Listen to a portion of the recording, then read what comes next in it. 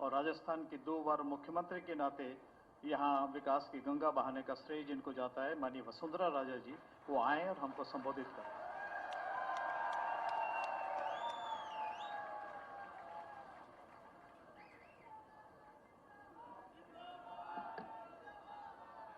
देश के इंफ्रास्ट्रक्चर को विश्व के स्तर पर ले जाने वाले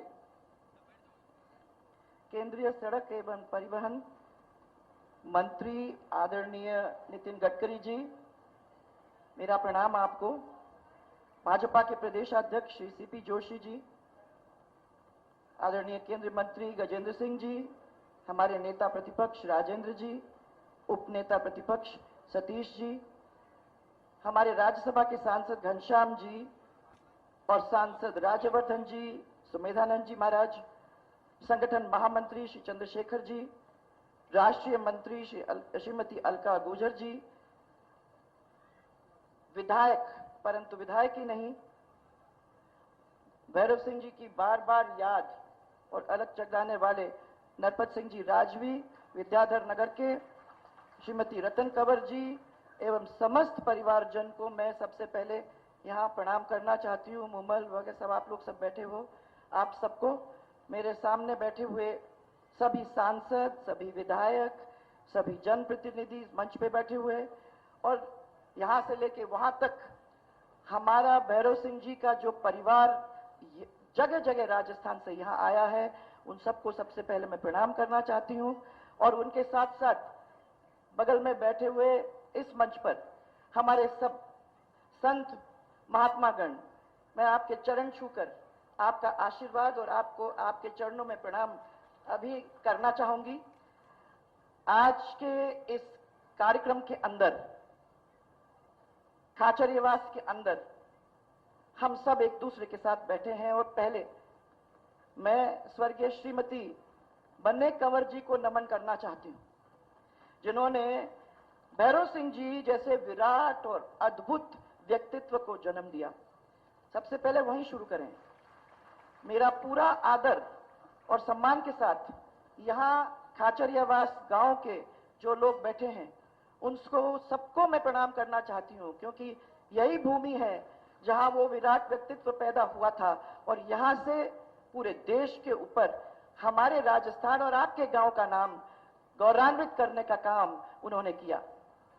श्रद्धा के साथ मैं वंदन करना चाहती हूँ महान विभूति भैरव सिंह साहब को, जिनके सियासी स्कूल में मैं भी विद्यार्थी थी। हम सब बहुत सारे लोग यहाँ बैठे हुए हैं जो विद्यार्थी थे और उनके गुरु मंत्र के हिसाब से कठिन राह के ऊपर अगर मेहनत करोगे तो कामयाब होगे, ये उन्होंने हम सबको पढ़ाने की कोशिश की थी।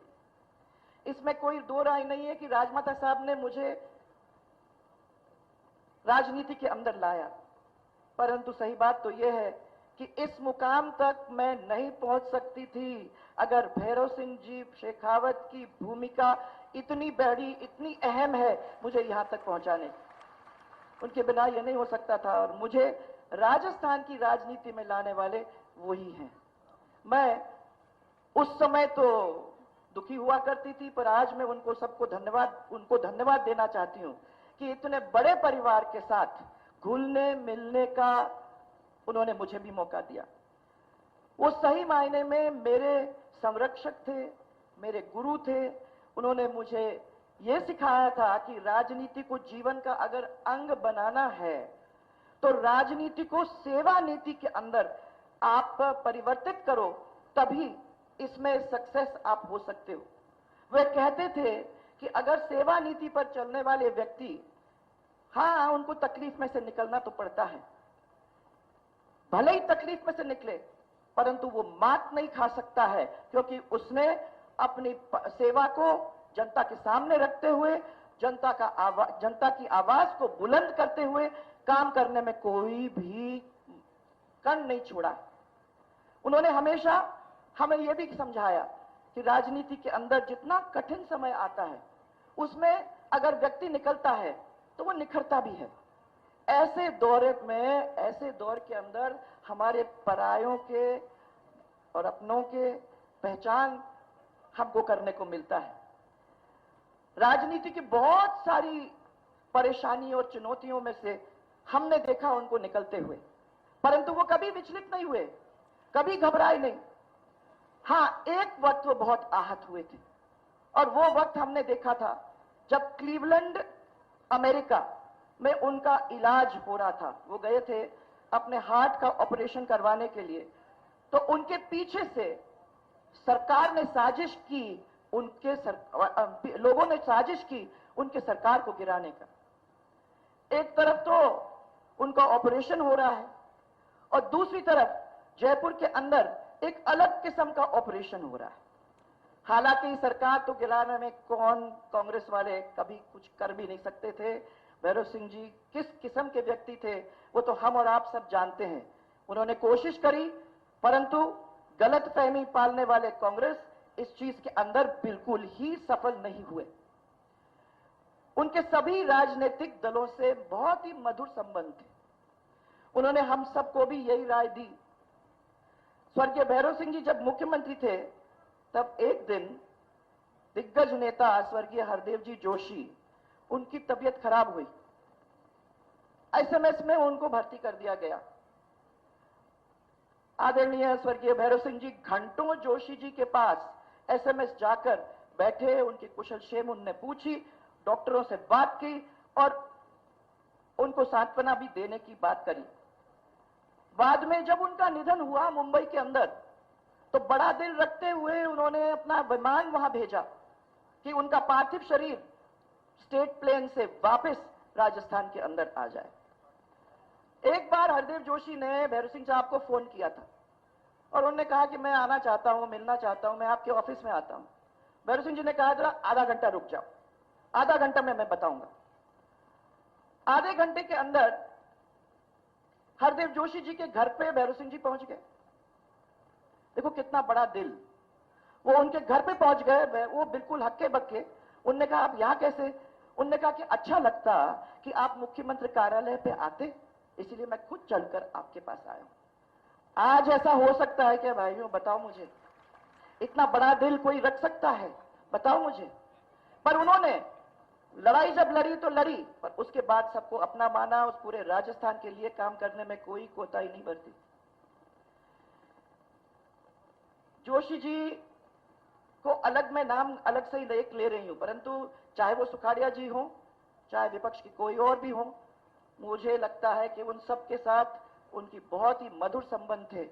और उन्होंने हमको यही कहा कि लड़ाई झगड़ा तो मंच से नीचे उतर के फील्ड में होता है, परंतु जब सरकार चलाई जाती है तो सबका ध्यान रखने की जरूरत होती है। अर्थ इतना ही है, वे आपस में मिले हुए नहीं थे भाइयों। आज अगर कोई होता तो सबसे पहले यही कहता सब मिले हुए हैं, पर सही बात तो यह है वो मिले हुए नहीं थे। उनके जब विचारधारा, उनकी पार्टी, उनके संगठन, जब भी उसकी बात होती थी तो भैरव सिंह साहब चट्टान जैसे खड़े होके और उनके खिलाफत के लिए अपनी तरफ से खड़े हो जाते थे। कभी कमी नहीं छोड़ी उन्होंने, परंतु वो जानते थे कि कब क्या करने की जरूरत है। फिर वो अनुभवी खिलाड़ी थे। उन्होंने राजस्थान में भारतीय जनता पार्टी की तो जड़ें जमाई।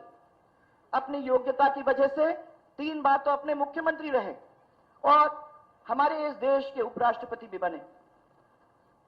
मैं आपको सिर्फ इतना ही कहना चाहती हूं कि 1985 में मुझे धौलपुर से टिकट उन्होंने बुलाकर दिया कि तुम धौलपुर से लड़ो, और पहली बार मैं भारतीय जनता पार्टी की विधायक बनी। उसके बाद 1989 में जब लोकसभा का चुनाव आया तो उन्होंने मुझे बुला के कहा कि भैया तुम्हें चुनाव लड़ना है। मैं विधानसभा में थी, तुम्हें चुनाव लड़ना है और मैंने तय किया है कि तुम झालावाड़ जाओगे। मैं बहुत दुखी हुई। मैंने कभी झालावाड़ की सूरत देखी नहीं थी, मुझे नहीं मालूम था क्या था, और मैं धौलपुर में खुश थी, उनके साथ में खुश थी। पर उन्होंने कहा कि तुम्हें जाना है, और जब उन्होंने ये तय किया तो मैं समझती हूं कि उनकी तो जो भी सोच है वो सोच उपयुक्ति होगी, क्योंकि वो इस प्रदेश का चप्पा चप्पा जानते थे और उनके आदेश को हम वैसे भी टाल नहीं सकते थे। झालावाड़ में पहली बार सांसद बनी, उनको धन्यवाद देती हूं मैं आज कि उन्होंने झालावाड़ जैसे क्षेत्र से मेरा नाता जोड़ा, 34 साल तक हमारा सुखद रिश्ता आज तक चलता आ रहा है। यह खाली भैरव सिंह जी कर सकते थे। मैं कई बार महसूस ये करती हूं कि झालावाड़ भेजने का निर्णय उनकी दूरदृष्टि थी। मैं वहां से विधायक तो बन गई और वहां से विधायक बनकर ही इस प्रदेश की पहली महिला मुख्यमंत्री बनी। ये उनकी दूरदृष्टि थी। मैं जब पहली बार विधायक बनी तो वो नेता प्रतिपक्ष थे। मैं बोलने में बहुत झिझकती थी। आजकल तो क्या हो जाता है कि राजनेता जब एक दफा थोड़ा सा परिपक्व होने लगता है और माइक पकड़ लेता है तो माइक छोड़ना उसको पसंद नहीं है। उस समय जब शुरुआत करते हैं तो उस समय डर लगता है, तो डर लगता था मुझे और मैं बोलना भी नहीं चाह रही थी। भैरव सिंह जी ने कहा, एक रूल बनाया था कि जो भी विधायक वो तय करते हैं कि आज उसने अच्छा बोला है विधानसभा के अंदर, उससे वो लड्डू बंटवाएंगे। एलएमबी में खबर जाएगी, वहां से 2 किलो लड्डू आएंगे और बड़े बड़े लड्डू मिलते थे उस समय। वो लड्डू बंटवाने का काम वो करेंगे और वही बांटेगा जिसको वो कहते थे तुमने अच्छा बोला। ये विधायक की हौसला अफजाई थी। कागज देते थे, समझाते थे, पढ़ाते थे, बताते थे कि ये क्या हम लोगों को करना है, हाउस को किस तरीके से अपने को फेस करना है। ये उन्होंने परंपरा शुरू की थी। जब वो एलओपी थे तब भी उन्होंने हमारा मनोबल बढ़ाया और साथ ही राजस्थान के बारे में भी मुझे सिखाया, हम सबको सिखाया। पहली बार हम कुछ विधायकों के साथ उन्होंने राजस्थान के बॉर्डर का दौरा किया है। घनश्याम जी यहां बैठे हैं और मेरे साथ थे, मुझे याद है। पहली बार मैंने अपने आंखों से उनके साथ बॉर्डर देखा। पहली बार जो सेना का लुकआउट पोस्ट है उसके ऊपर चढ़कर पाकिस्तान को देखने का हमें मौका मिला। हमने तो कभी देखा ही नहीं था। पहली बार मोहनगढ़ हेड पे हम लोग सब साथ गए और मोहनगढ़ कनाल का जो काम आखिरी हो रहा था उसको देखने का हमें मौका मिला। और पहली बार मैंने खाटा और रोटी वहां उनके साथ खाई। तो अपने बार ही था, उसका मजा ही अलग था। वो भैरव सिंह ही एक अजीब और गरीब व्यक्ति थे और उनने अपना जो प्यार हम लोग सबको दिया वो हम कभी भूल नहीं सकते। मरुभूमि पर उन्होंने उस वक्त जनसंघ का दीपक जलाने का काम किया। उस वक्त आप लोग सब जानते हो कि कांग्रेस की आंधी जोरों पे थी। सब लोग कहते थे कि कांग्रेस को तो कोई हरा ही नहीं सकता है राजस्थान के अंदर।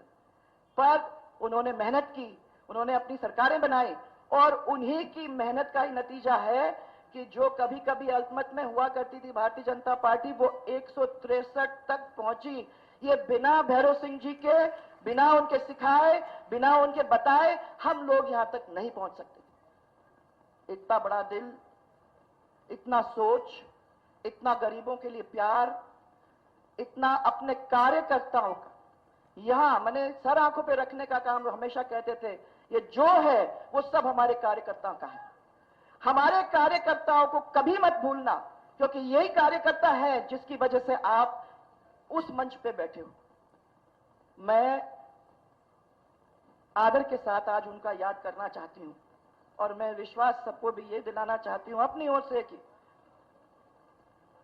हम उनके सपने मिलकर साकार करेंगे। ये हमेशा हमारा प्रयास रहेगा और भविष्य में भी हम लोग ये करते रहेंगे।